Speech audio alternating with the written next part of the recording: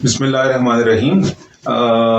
Next जो हमारा lecture है प्रोबेबिलिटी लेक्चर सीरीज का, दैट इज अबाउट लॉज या रूल्स ऑफ प्रोबेबिलिटी। तो ये इसलिए लॉज या रूल्स सीखने ज़रूरी हैं कि बाज़ औक़ात एक इवेंट की प्रोबेबिलिटी पता होती है हमें, और हमें एक से उसके साथ रिलेटेड किसी और इवेंट की प्रोबेबिलिटी कंप्यूट करनी पड़ती है। तो उसके लिए फिर हम लॉज यूज करते हैं, रूल्स यूज करते हैं। वो कौन से हैं तो वो हम इस लेक्चर में डिस्कस करेंगे। जो पहला रूल हम डिस्कस करेंगे उसको कहते हैं एडिटिव रूल या एडिटिव लॉ या लॉ ऑफ एडिशन, कुछ भी हम इसको नाम दे सकते हैं। ये इट अप्लाइज टू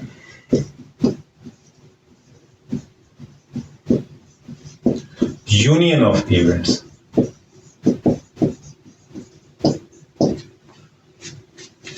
अच्छा, एडिटिव क्यों? अगर हम सेट थ्योरी की मदद से इसको समझें तो ये बड़ा आसान हो जाएगा। देखें, सेट थ्योरी में हम एक डायग्राम यूज करते हैं जिसको बोलते हैं वेन डायग्राम। वो इवेंट्स जिनकी सैंपल स्पेस बनानी जरा मुश्किल होती है तो उसको हम वेन डायग्राम की मदद से समझते हैं। वेन डायग्राम में ये जो वेन डायग्राम की रेक्टेंगल होती है, सेट्स में इसको हम यूनिवर्सल सेट कहते हैं, और प्रोबेबिलिटी में इसको हम सैंपल स्पेस कहते हैं। तो this is our sample space. तो ये सैंपल स्पेस है, जो भी इवेंट होगा वो इसका सबसेट होगा। तो इसमें हमारे पास अगर दो इवेंट्स की बात करते हैं कि ए और बी, कोई से दो इवेंट्स हैं, कोई केस कंसिडर किया जा रहा है, उसमें ये हो सकता है कि हमारे पास एक केस ये बनता है और एक केस हमारे पास ये बनता है। अब इसमें event A, event B, event A, event B. अगर आप रिकॉल करें अपने नॉलेज को, सेट्स के नॉलेज को, तो आपको ये याद आएगा कि ये जो जहां पर ये दो सेट्स इंटरसेक्ट करते हैं, ये वाला पोर्शन, इसको हम बोलते हैं ए इंटरसेक्शन बी। और अगर ए यूनियन बी की बात करें तो ए यूनियन बी होगा हमारा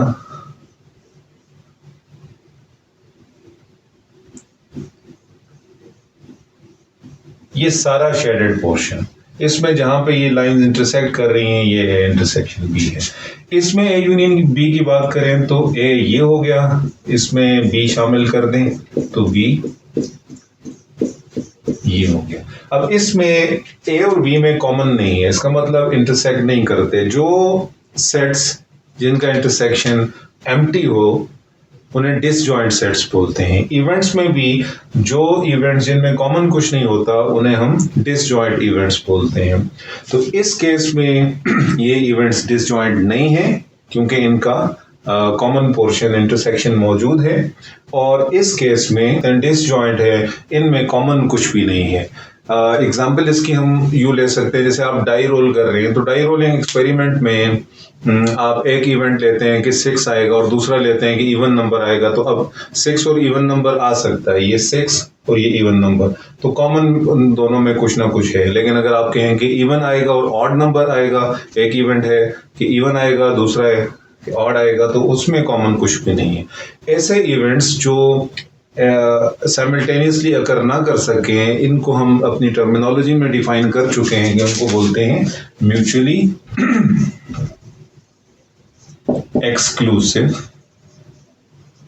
इवेंट्स। म्यूचुअली एक्सक्लूसिव इवेंट्स जो एक साथ अकर नहीं कर सकते या जिनका इंटरसेक्शन जो है वो एम्प्टी सेट होता है। अच्छा, अब आते हैं अपने लॉ की तरफ, रूल की तरफ। रूल ये कहता है कि अगर आपको प्रोबेबिलिटी निकालनी हो ए यूनियन बी की, ए यूनियन बी को अगर आपको याद हो तो मैंने आपसे कहा था कि इसको हम लिखेंगे ए और बी, या ए या बी। तो उसको सेट की जुबान में हम लिखते हैं ए यूनियन बी। तो प्रोबेबिलिटी का रूल ये है कि इसमें आप probability of A plus probability of B minus probability of A intersection B, ये इक्वेशन है, ये लॉ है कि ए यूनियन बी की प्रोबेबिलिटी, अगर आप यहां से देखना चाहते हैं ए यूनियन बी, ये सारा शेडेड पोर्शन, इसमें प्रोबेबिलिटी ऑफ ए क्या है, ये वाला पोर्शन, प्रोबेबिलिटी ऑफ बी क्या है, ये वाला पोर्शन। अगर आप नोट करें तो ये वाला पोर्शन जो है, ये कॉमन पोर्शन दो दफा ऐड हो गया, एक ए में पहले शामिल होके और फिर बी में शामिल होके, तो इस वजह से हमने एक दफा इसको माइनस कर दिया ताकि सिर्फ ये शेडेड पोर्शन यूनिकली डिटरमिन हो जाए। इस केस में ये वाला रूल क्या बनेगा, चूंकि ए इंटरसेक्शन बी एम्प्टी है और एम्प्टी सेट की प्रोबेबिलिटी हमने सेकंड लेक्चर में हमने इसको, ये फर्स्ट लेक्चर था उसमें हमने ये किया था, सैंपल स्पेस की प्रोबेबिलिटी श्योर इवेंट की 1 होती है और नल इवेंट की प्रोबेबिलिटी होती है 0। तो इसका मतलब यहाँ पे कुछ भी कॉमन नहीं है, इनका इंटरसेक्शन नल सेट है, तो इसकी प्रोबेबिलिटी क्या होगी, 0 होगी। जब ये 0 हो तो हमारे पास इसका मॉडिफाइड केस बनता है, probability of A union B is equal to probability of A plus probability of B, इसमें ये शामिल नहीं होगा। ये हमारा, अगर आपको याद हो, एक्सियोमेट्रिक डेफिनेशन में हमारा जो थर्ड एक्सियम ये वाला था कि if A and B are mutually exclusive events, then probability of A union B is probability of A plus probability of B। तो ये है एडिटिव रूल। इसकी मदद से हम एक इवेंट की प्रोबेबिलिटी से दूसरे इवेंट की प्रोबेबिलिटी को किस तरह से निकालेंगे, उसको आप एक एग्जांपल के थ्रू सीखें। जो एडिटिव लॉ है उसको हम समझने के लिए, ये एक इंटरेस्टिंग एग्जांपल है, इसके थ्रू इसको समझते हैं कि एक सिचुएशन है, एक स्टूडेंट है, उसके बारे में कहा जा रहा है कि probability that a student passes math is 2/3 and that he passes statistics is 4/9। मतलब 2/3 प्रोबेबिलिटी है या चांस है कि वो मैथ पास करेगा, 4/9 है कि स्टैटिस्टिक्स पास करेगा। Probability that he passes at least one subject is 4/5। What is the probability that he passes both subjects? अब यहाँ पे ये दो प्रोबेबिलिटी, ये तो इजी है कि आप इसको हम लिख लें कि probability that he passes maths is 2/3 और probability that he passes statistics is 4/9। ये तो बात हो गई। अब इसका क्या मतलब, at least one subject, at least one का सब्जेक्ट का मतलब कम से कम एक सब्जेक्ट पास करेगा, तो कम से कम एक का मतलब या वो मैथ पास करे या वो स्टैटिस्टिक्स पास करे या दोनों पास करे, तो कम से कम एक सब्जेक्ट पास करेगा। तो एटलीस्ट वन को हम लिख सकते हैं सिंबल्स में, ही पासेस आइदर मैथ और, अब और के लिए सेट थ्योरी से हम यूनियन यूज करते हैं, मैथ्स और स्टैटिस्टिक्स।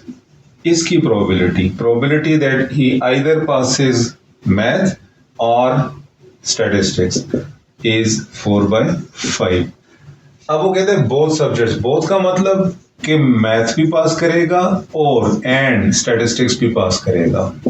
तो एंड के लिए सेट थ्योरी से हमें मिलता है इंटरसेक्शन, कि मैथ भी पास करें एंड स्टैटिस्टिक्स भी करें। तो ए यूनियन बी को हम पहले भी कई बार कह चुके हैं कि इसको हम लिखते हैं ए और बी, और ए इंटरसेक्शन बी को हम लिखते हैं ए एंड बी। ये हमने कंप्यूट करना है। अच्छा, अब अगर लॉ की तरफ जाएं तो by definition probability of A union B, अभी हमने जो लॉ पढ़ा था कि probability of A plus probability of B minus probability of A intersection B होगा। अच्छा, अब सिंबल चूंकि हम एम और एस वाले यूज कर रहे हैं तो इसको हम एम बी की जगह पे एस, एम बी की जगह एस, ए की जगह एम, बी की जगह एस। तो अब इसमें हमें इसका पता है, इसका पता है, इसका पता है, ये मालूम करना है हमें ए इंटरसेक्शन बी की प्रोबेबिलिटी। तो इसको अगर आप रीअरेंज कर लें, ये लेफ्ट साइड इक्वलिटी के लेफ्ट साइड पे ले आए, तो probability of maths and statistics is equal to, ये अपनी जगह पे है ये भी अपनी जगह पे है, ये उधर जाके माइनस हो जाएगा, probability of maths union statistics.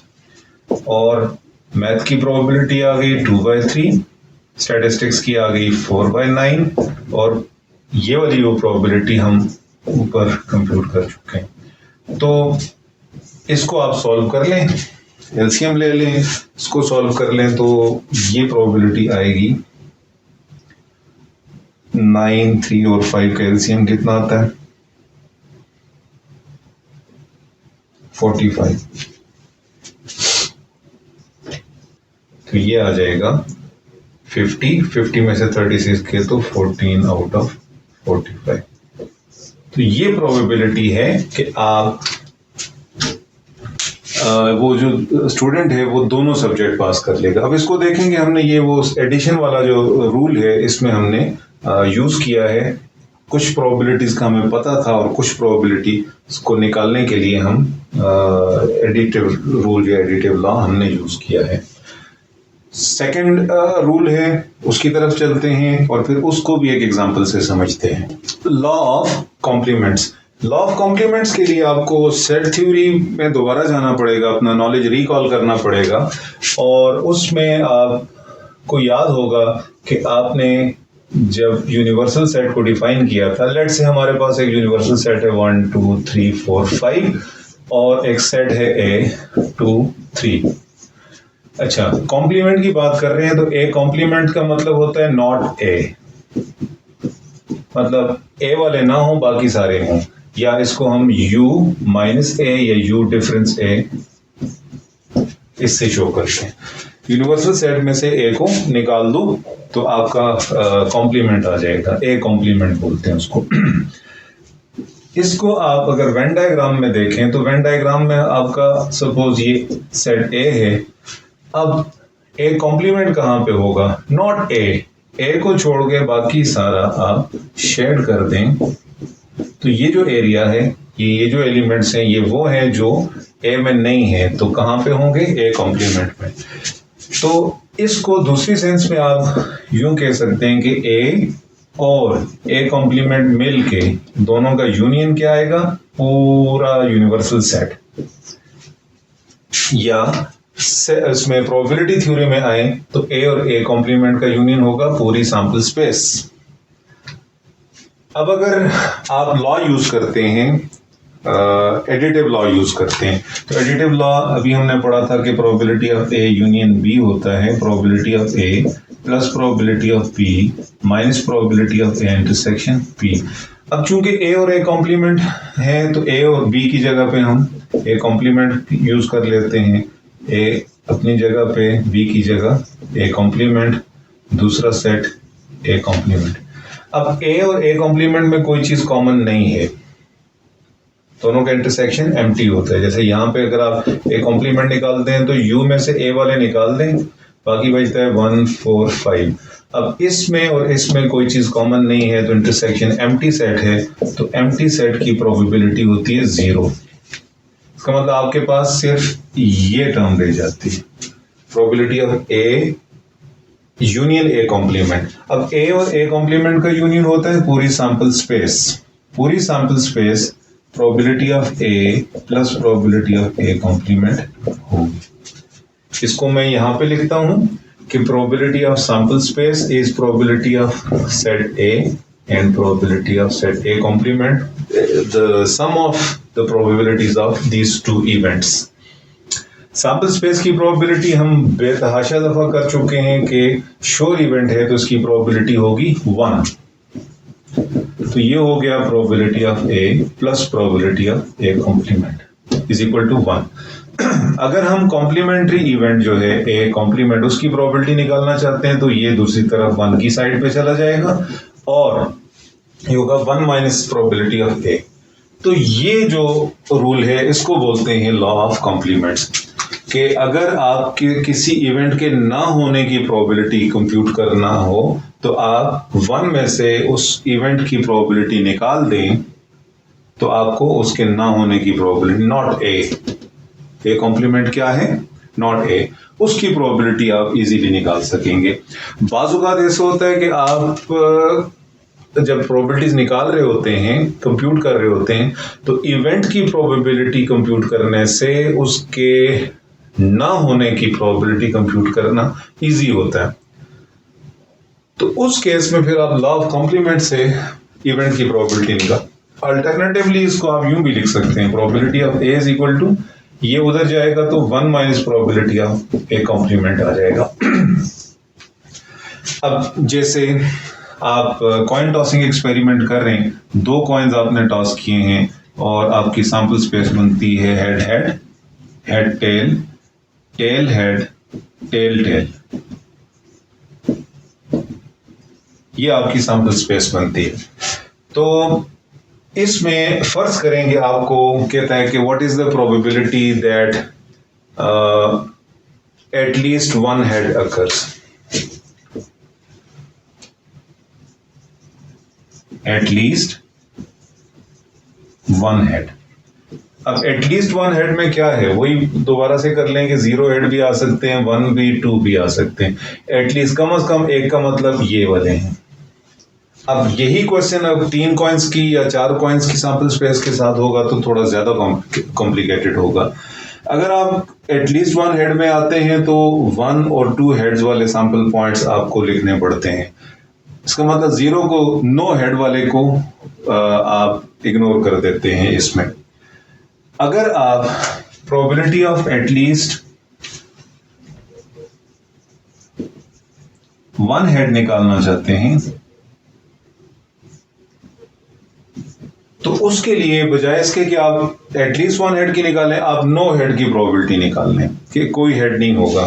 तो probability of no head easy है, रिलेटिवली इजी है निकालना, क्योंकि उसमें एक ही ऐसा सैंपल पॉइंट है जिसमें कोई हेड नहीं आ रहा, 1 आउट ऑफ 4 है। अच्छा, अब कोई हेड ना आना और एटलीस्ट एक हेड आना, ये एक दूसरे के कॉम्प्लीमेंट्री इवेंट्स हैं। क्यों? इसमें और इसमें कोई चीज कॉमन नहीं है उस तरह की केस में। तो आप इसको यूं लिख सकते हैं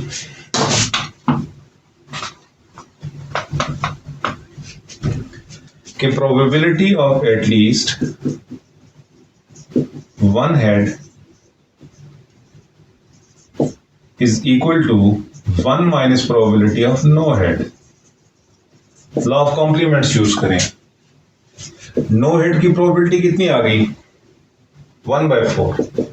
अगर आप इसको सॉल्व करें तो 4 में से 1 गया 3, तो प्रोबेबिलिटी जो रिक्वायर्ड प्रोबेबिलिटी होगी 3/4। अब अगर आप इसको डायरेक्ट भी निकालते तो उतना ही आता है। एटलीस्ट वन हेड में 1 और 2 हेड्स वाले कितने सैंपल पॉइंट्स हैं?